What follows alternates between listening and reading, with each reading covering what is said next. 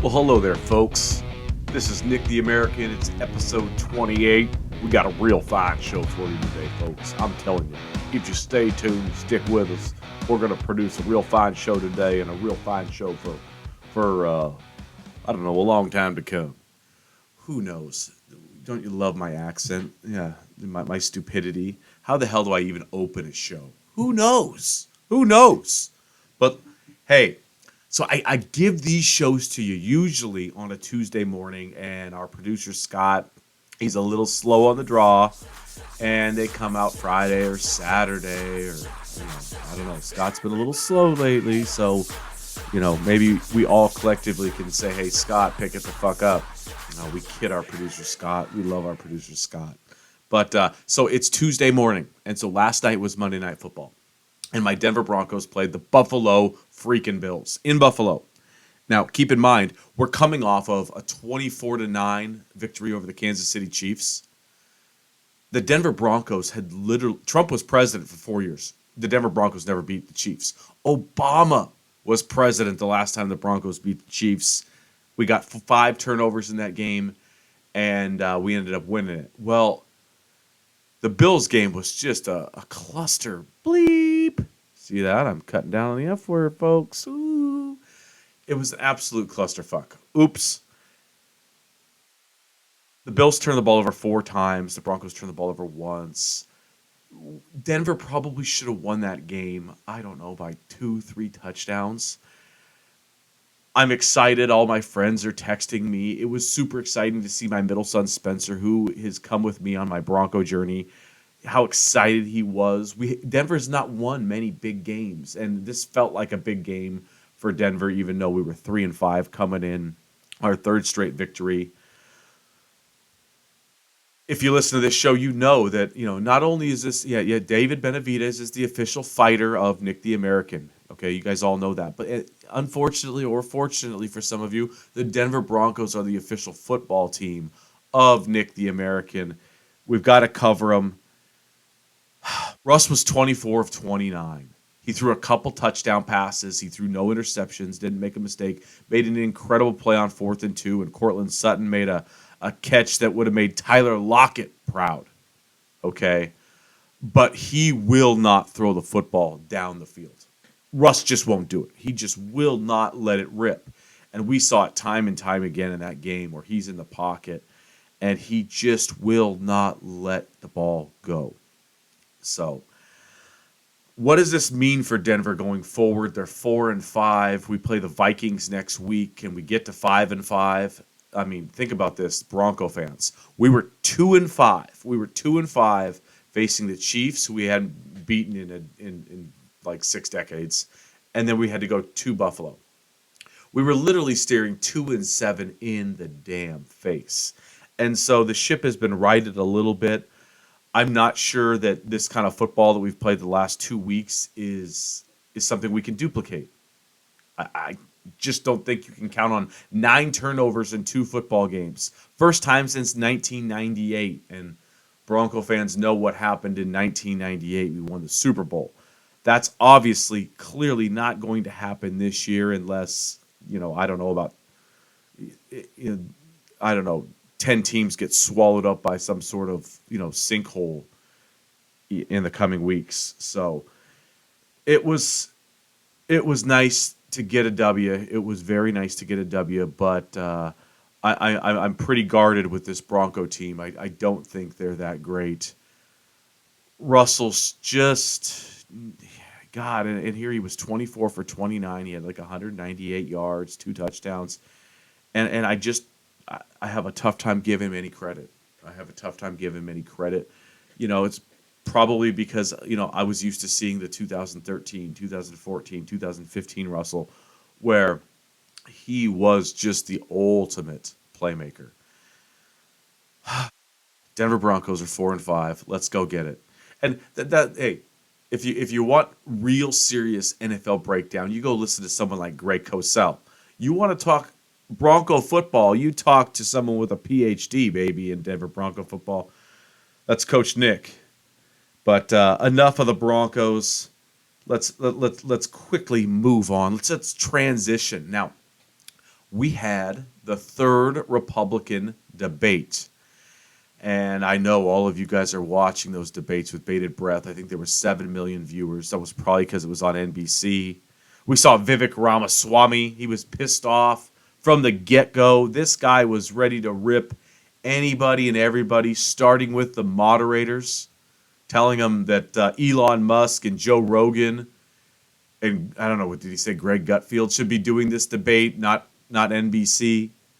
So Vivek was just an animal. He was back and forth with Nikki Haley, the former governor of South Carolina.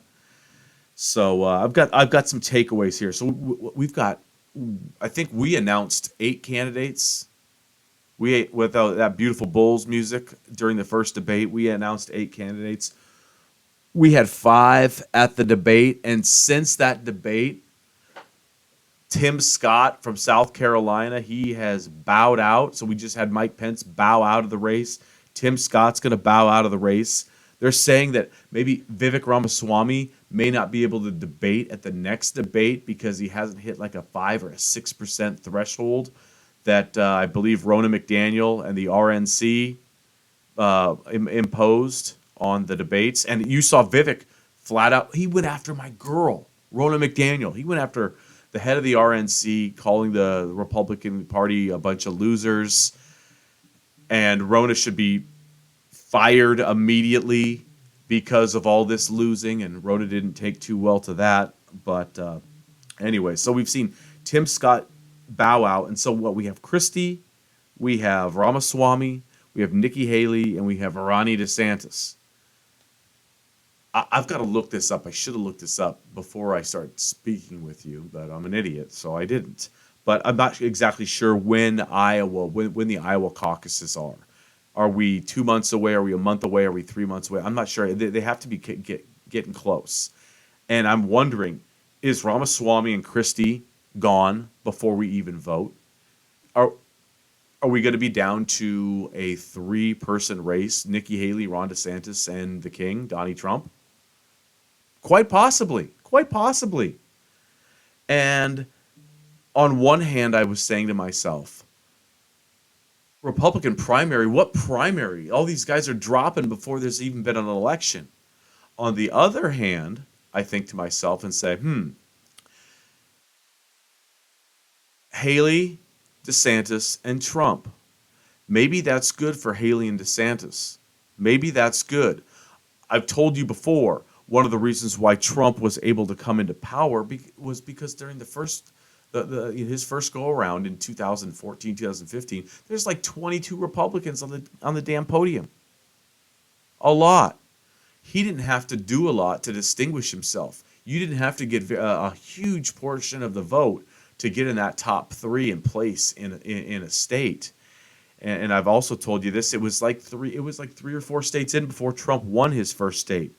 So with a small field, is this troublesome for Trump potentially, especially if he's going to get convicted on one of his 4 indictments. He could get convicted on all 4 of his indictments. He's going to have to pay probably a couple $100 million in his New York fraud case. That's completely separate.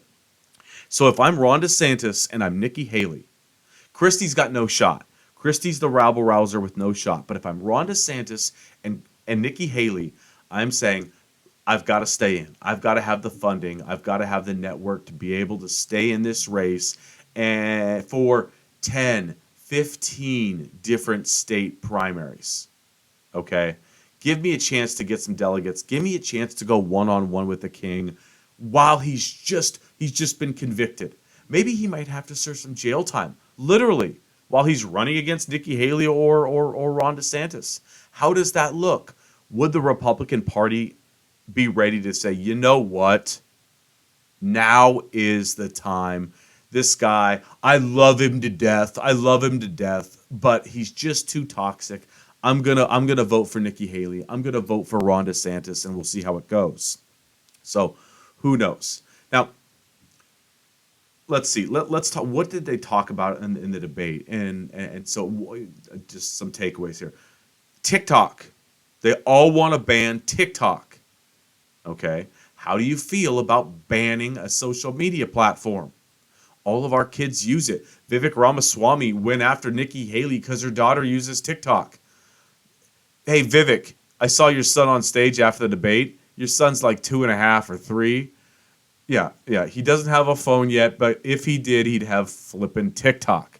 So very easy for Vivek to slam Nikki Haley there, and Nikki Haley called him scum and told him to take my daughter's name out your mouth, out your mouth. Leave my daughter out of your voice. So, yeah, how do you feel about a ban on TikTok? I don't know. I don't know. I told you I don't like banning anything. I think banning is it boy, it just leads to no good. It leads to some viciousness. But are the Chinese infiltrating us with TikTok and souring our young minds? I don't know. And this will be a topic for later, okay? In terms of how we feel about TikTok and other social media platforms, because they're changing the game in real time in our country, and they have been. It's not, you know, whatever the Republicans are upset about TikTok for, there's a million other things that you could be upset about TikTok for. It's just mindless, shit that gets into our kids' brains. But isn't this just a part of our country, our world evolving, technology evolving? We're just going to ban technology we don't like? I'm not sure. So then the other thing that was a real big topic was Israel and Palestine. But what you did not hear in this debate, I don't think one Republican mentioned the Palestinian people. I don't think they ever mentioned Palestine. They mentioned Hamas. Eradicate Hamas. Israel has a right to defend itself, and they have that duty, and they absolutely should. Well, no shit. I agreed with them on that. But it was Hamas and Israel. Israel and Hamas. And there's so much more to this. If you've been listening to this show, if you've been following the news at all, Hamas is a terror wing. Hamas kind of controls Gaza. They don't speak for the Palestinian people. These innocent Palestinians that are dying, I don't know, are they pro-Hamas or not? But if you listen to all the Republicans on the stage, they never mentioned the Palestinian people, I don't believe, one time. And it got me thinking, Rashida Tlaib, she's threatening Biden. Biden's mentioning the Palestinian people all the time. He's trying for a ceasefire. Yeah. He's funding Israel like we all want him to do here in this country, or a lot of people. But hey, Rashida Tlaib, you're gonna in Michigan. You want to boycott the Democratic ticket? I'm just pointing out to you, sweetheart. If you do that, look what the alternative is. They won't even mention the Palestinian people. So the grass isn't greener on the other side. I'm not saying that you're going to go run over there and vote for Republicans, but if you boycott, suppress the vote in the Democratic Party, you could give the American people exactly what you don't want, which is zero enlightenment on this issue of Palestine and Israel, and just the eradication of Hamas. Yes, I want Hamas gone. How do we go about doing that and protecting the Palestinian people? Is there a way forward to work with the PLO? Here I'm talking about the Republican debate. I was struck that Palestine was not mentioned, and maybe if it was, I missed it. But I watched the whole doggone debate. Yeah, here, Nick, the liberal Democrat, sat down with 7 million other people across the country and watched the entire debate.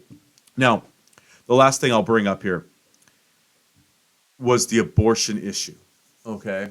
And I've got some pros for this, and I've got some cons for this. I thought Nikki Haley's response to abortion, her evolving position on this, is exactly what Republicans should have been taking, for decades. You can't just be, hey, I am anti-abortion under any circumstance. I'm anti-abortion, and then that's it. Do you realize the drug addicted, the mentally disabled, these these kids that are born in this world with literally zero shot, and many of them don't have a parental net. There has to be social programs in place. Socialism, folks, set up to take care of these unwanted children. And yes, you can talk adoption all you want, and we should. Adoption's great, okay? However, who wants to adopt a crack addicted baby? Who wants to adopt a mentally retarded child? Seriously. Anybody? So, Nikki Haley was talking about how the Republicans need to be better at now, and here, and these were other Chris Christie and Tim Scott said this too. Republicans are great at pro-life. They're not so great at the whole life. And this is what Christie said. These were Tim Scott's words, and I applaud the Republicans for this. I've said this forever. Republicans are pro-life, but what about the actual life when it happens? When this child becomes a deadbeat, there's no funding, there's no social programs, there's no safety net to help this child. We're going to have, with Roe v. Wade being overturned, we're going to have so many children born that are not wanted and that come with some sort of baggage, whether it be a mental disability or what have you. What do we do? So good on the Republicans. Good on the Republicans in this debate for actually evolving on the issue and looking themselves in the mirror and saying, hey, we can't just be pro-life. We got to be pro-whole life. And I'm with you there. I'm with you there. You know, if I was a Republican strategist, I would have always said, hey, yes, we're anti-abortion, but our goal is zero abortions. But we can't get there by making it illegal. We've got to have adoption. We've got to have funding in place to take care of these children that are not wanted. So, good reflection by the Republicans. Now, what I did not like about their abortion stance, and all 5 of them brought this up. Third-term abortions. We've got to get rid of third-term abortions. They're disgusting. They're not humane. All of them reference third-term abortions like they are prevalent in our society. And you can look up the numbers, ladies and gentlemen. Third-term abortions, it's like 1% to 2% of the time. Okay? Almost entirely the life of the mother. So the third-term abortion is a scare tactic. Nobody's for. Women do not walk into abortion clinics, ladies and gentlemen, 9 months pregnant and say, you know what, doc, I'm fucking done. Cut this baby out of me. I want my life back. They don't do that. And if you listen to the debate, you would, and I've got friends who think, oh my God, we've got to stop third-term abortions. It's not an issue. It's not an issue. You cannot get this kind of abortion. And I'm not saying it's never, ever happened. Of course, I'm not saying that, but this is not being abused, okay? A third-term abortion essentially does not exist unless of the life of the mother. And I would just pose this question. Your wife's in labor, and a doctor comes to you and says, you've got a choice here. Your wife could die, or we need to have an emergency abortion to save your wife's life. You have a choice. Maybe you say the hell with your wife. Maybe it's not your choice. Maybe your wife's not even conscious to even somewhat make a decision. But you have a choice. You have a choice. Now, if there's a woman that walks into an abortion clinic 9 months pregnant and says, I want it out, then that is the most disgusting thing I've ever heard. And the floating of this idea it's just a scare tactic. It's bullshit. I like how the Republicans were evolving on abortion. They have to. We'll talk about a couple of elections that we just had as reasons why Republicans have to evolve on abortion. Otherwise, they'll lose at the ballot box. They just will. Now, I want to read right after the debate, of course, the king, who doesn't debate, he chimes in on abortion, okay? Here's his quote. Democrats were killing babies after birth. Killing babies in the 9th month, end quote. Let me read it again. Democrats were killing babies after birth. Killing babies in the 9th month, end quote. No, no, and no. This guy knows no bounds. He will lie to his advantage, and he has lied so much that people just don't care.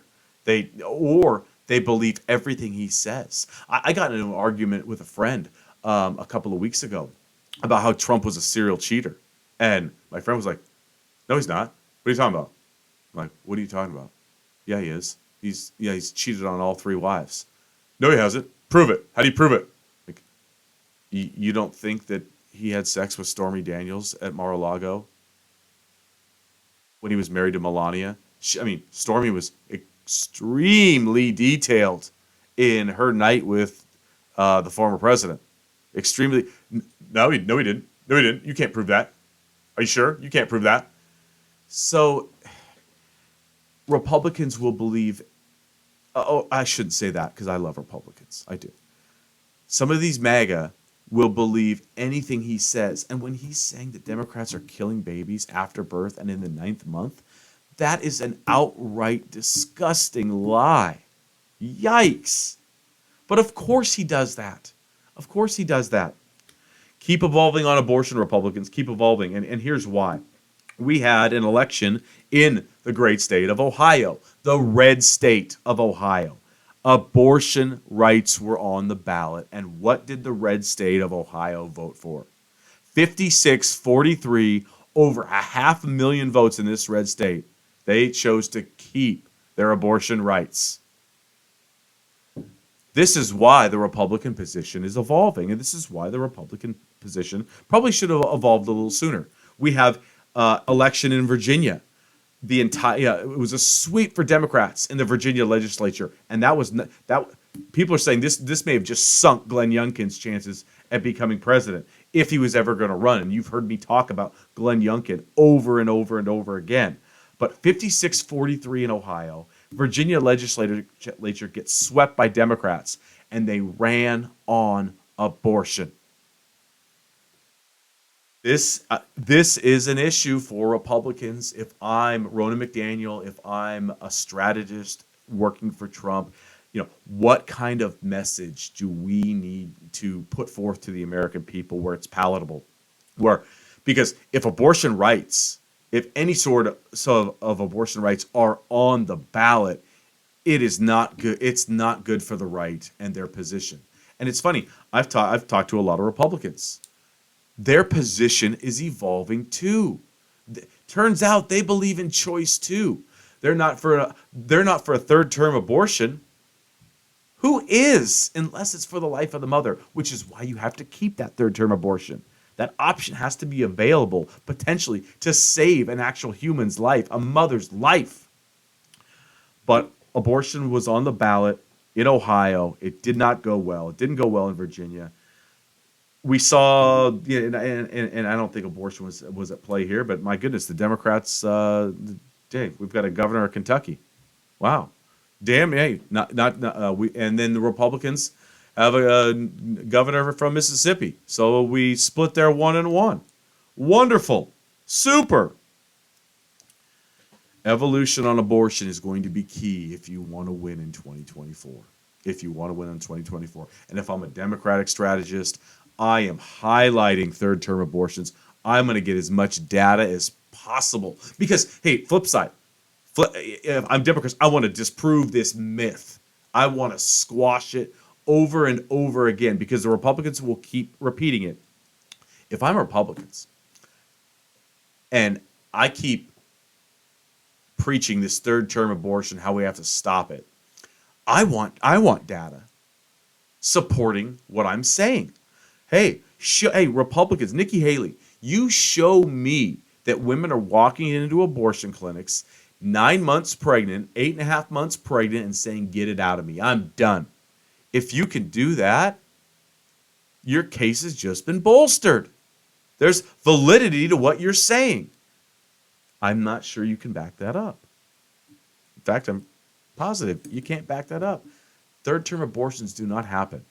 Like Nikki Haley and some of the Republicans on stage were claiming that they do. Third-term abortions, like Donald Trump just said, that shit doesn't happen. That is an outright lie. Don't we want the truth? I want to know. Trust me. Hey, I don't want to be sugar-coated with anything. If women are walking into abortion clinics and having disgusting abortions in the 9th month just because they want to, I want to know. I don't want to be kept in the dark. So, one more bit of electoral politics. I have not talked about Robert Kennedy Jr. And I saw some polling. It was historic polling for an independent. God, he hasn't really even spoken. Nobody knows a hell of a lot about him outside of him being an anti-vax Democrat. And so as a Democrat, I don't even know where Robert Kennedy stands on. So he's listed as a Democrat. What are some of the issues that make you a Democrat? Why is it important for you, Robert Kennedy Jr., to be a Democrat?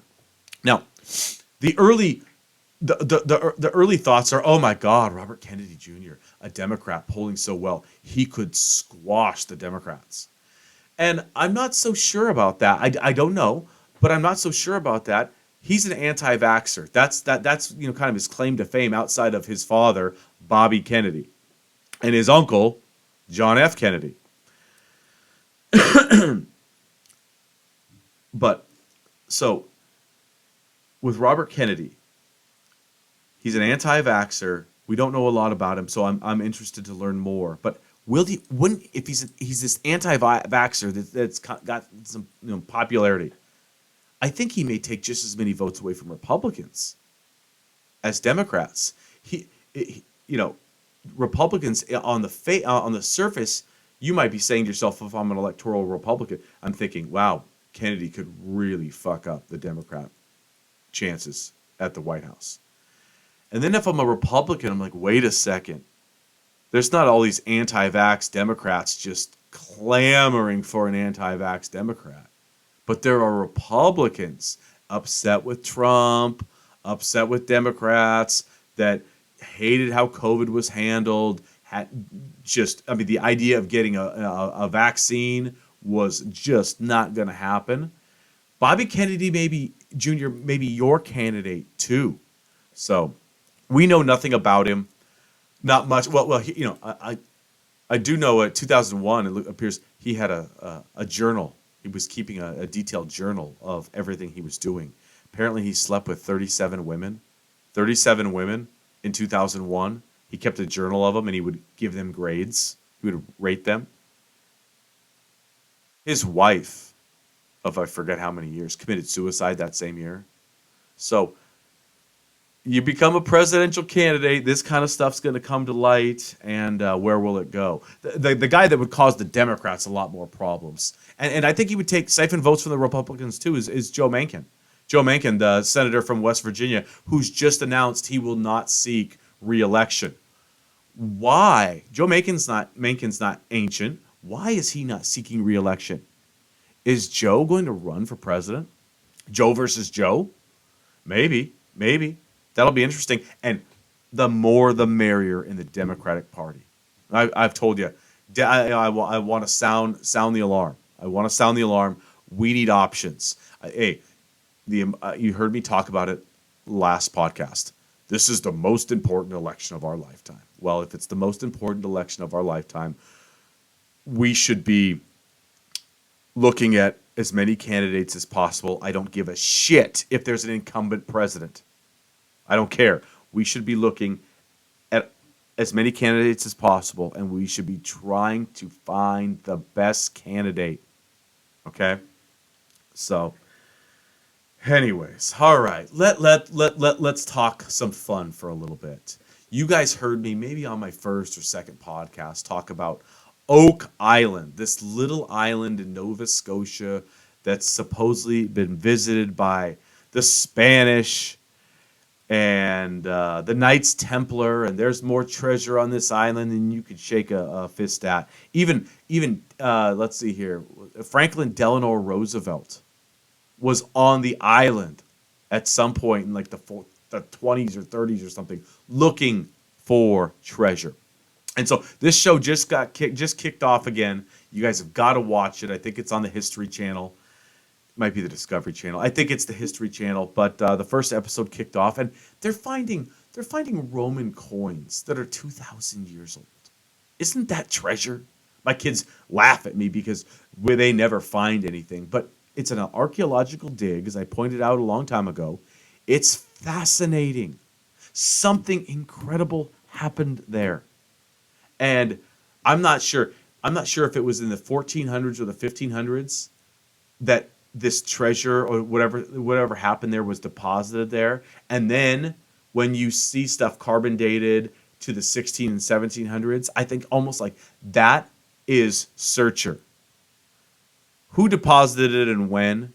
And then did people come to that island knowing there was stuff there and go get it?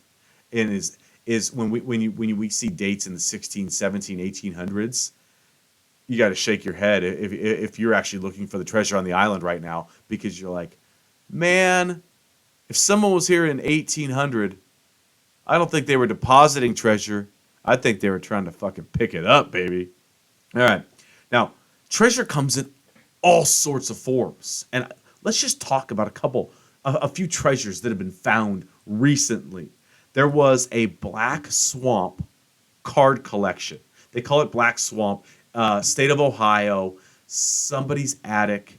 There were boxes of cards that had literally never seen the light of day. We're talking baseball cards from like 1908, 1910. They were literally in mint condition. They all got graded out at 8s, 9s, and 10s. And if you follow card collecting at all, which I know you guys all do, card collecting has become all about the grade of the card. So what that you have a John Elway rookie card? It's an 8. There's a quadrillion number of 8s out there. If you want that John Elway rookie card to be worth $5,000, $10,000, it's got to be a 10. And you can actually, in the grading system, you can actually look at, there were 21,000 John Elway rookie cards graded. 41 of them have been given a 10. That's where the value is. And so with this Black Swamp collection, they thought they were fake. The cards from 1908 don't exist in 10 condition, 9 condition. They don't exist. Originally, this card haul value was estimated like $3.5 million. It's going up like crazy. These things just don't exist. What a treasure in an attic in Ohio. We just saw a Babe Ruth rookie card, 1914 rookie card is going up for auction. It's a 3. It's graded as a 3. They believe there's only 10 in the world. Do you know what the value? They're talking this card's going to sell for between $10 and $12 million. What an incredible treasure. I love it. I love treasure. What about, I just read about this. This kind of just happened. Randall Atkins. Does anybody know who Randall Atkins is? Atkins, excuse me. Jeez, Nick. He is a Wall Street banker. Okay? 12 years ago, he bought an abandoned coal mine in Wyoming. Sheridan, Wyoming. He buys this abandoned coal mine for $2 million. This story was just reported. There's a deposit of rare earth minerals on this site. The largest, they believe, in the U.S. since the early 50s. This deposit is valued at $37 billion. Not bad, Randall Atkins. Not bad, you Wall Street banker. Nice work. $2 million investment. Sight unseen. He'd never even seen the land. 12 years later, they find a deposit of rare earth minerals worth $37 billion. And rare earth minerals these are commodities. Many of them are commodities that the Chinese dominate, And it's good that we find our own rare earth minerals. So, treasure, treasure, treasure. And then lastly, I'll just point out, because I love it, did Ferdinand Marcos find Yamashita's gold? Did he find that treasure? We've seen the golden Buddha. Scott, show a picture of the damn golden Buddha on the YouTube. This thing is like a solid golden Buddha. They found golden bars. Marcos confiscated this stuff. Was there more? This was a treasure worth billions and billions and billions. No one really can pinpoint where Ferdinand and Imelda Marcos, their fortune came from. Was it this gold deposit? It appears so. I don't think this is a conspiracy theory. I've watched show after show after show on it. It's awesome. If you've got some time, look it up. Yamashita's treasure. Check it out. It's pretty damn cool. Ferdinand Marcos became a rich guy, and was it now Boom Boom Marcos, his son? Is he the president of the Philippines now? Yeah, I don't know. He sounds like a bad dude, but I don't know a lot. Anyways, good old treasure. Anyways, all right. You listen to this show, you might be a kid. You might be a parent. I've got 4 kids, and I'm constantly trying to do stuff individually with each kid. And I just got done coaching football. I coached my oldest Carter and my middle Spencer. But I've got 2 other kids. I've got a baby girl named Campbell. She's 9 years old, and she's semi-wonderful. I'm kind of addicted to Campbell. I'm kind of addicted to her. I have to admit it. I can't stop flicking her and touching her and trying to kiss her, and she can't stop hitting me and scratching me and telling me to get the hell away from her. But then I've got my 3rd son, Brady. And Brady's a whole different dude, than Carter and Spencer and Campbell. And that's so cool when you have 4 kids, or you have 2 kids, or you have 10 kids. Every single one of them is different. And so me and Brady watch shows together. We have like a special day where we go get some food that we've been talking about. We make some food and we sit down and we watch some show that he's interested in. And so he's finally convinced me to watch this show called One Piece. It's this cartoon with this character named Luffy, and they're after this pirate treasure. And normally I'm all in on treasure shows, even cartoons. Hey, Brady, it's perfect. I did not want to watch One Piece for one specific reason. There's over 1,000 fucking episodes. I'm not kidding. Now, they're like 22 minutes a piece, so they're easy to watch. They're quick. But I haven't even done the math. What is that, like, a long time off my life.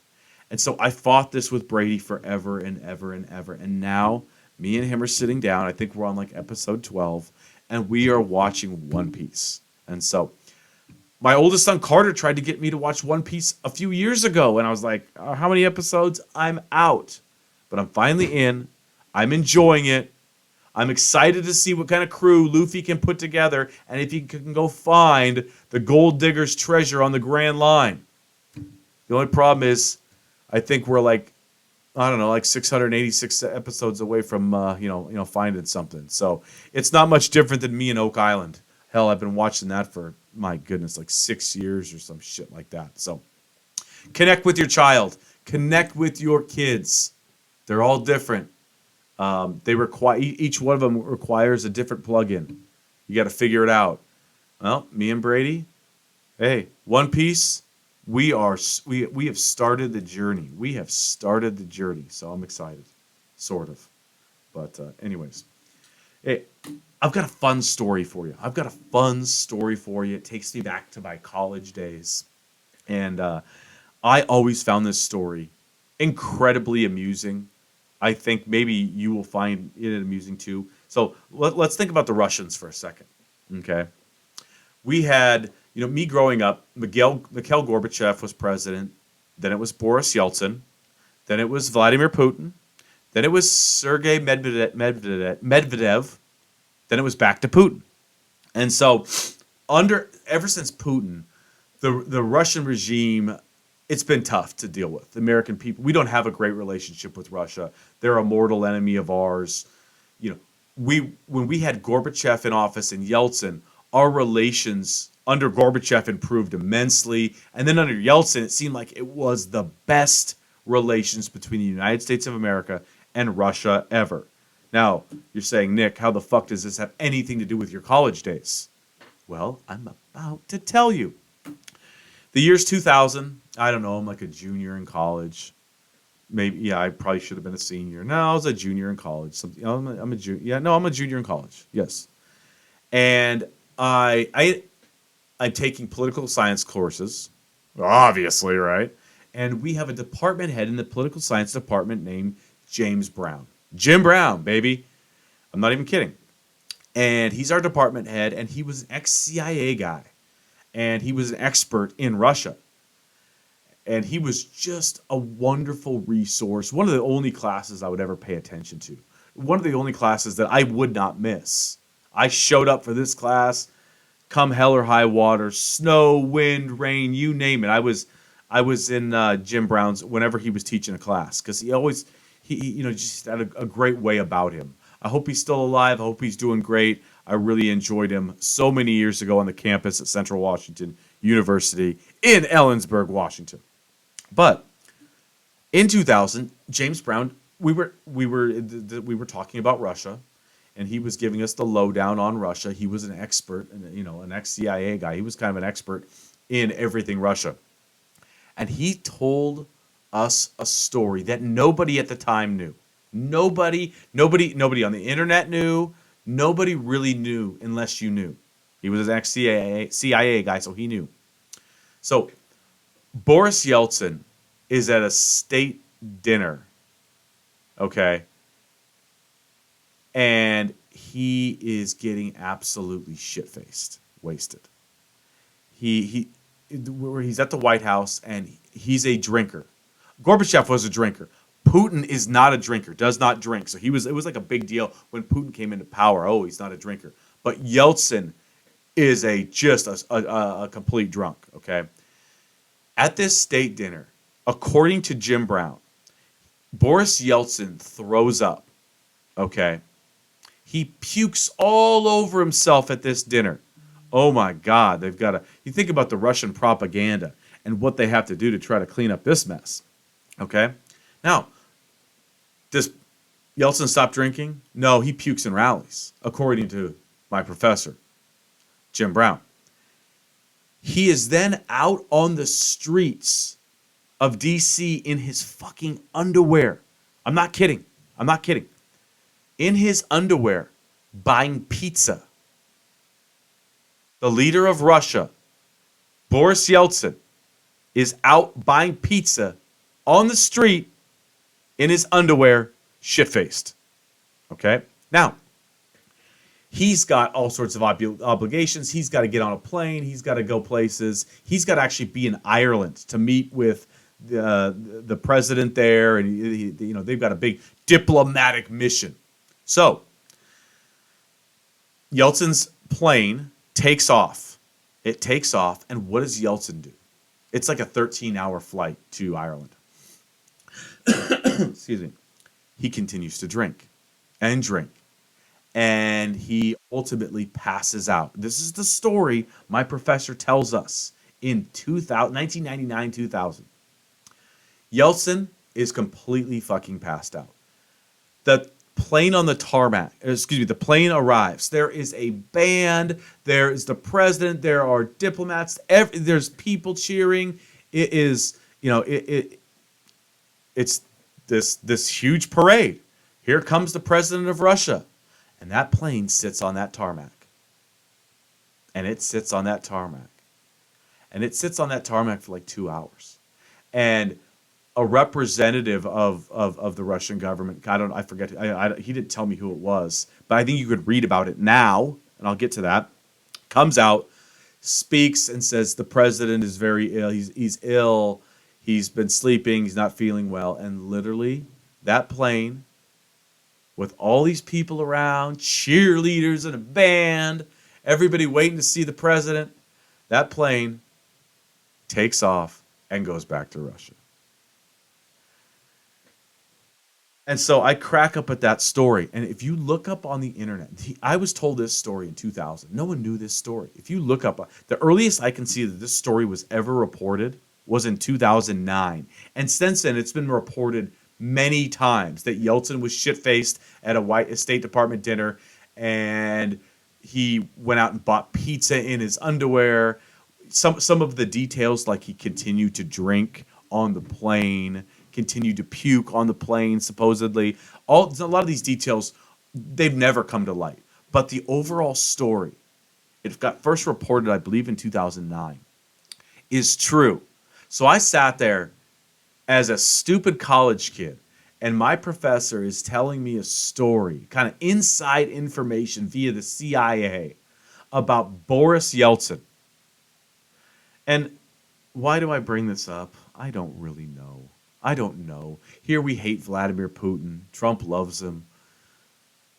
We don't have the best relations with Russia. We had maybe the best relations ever under Boris Yeltsin, and maybe it was because he was always so fucking happy. He was always partying.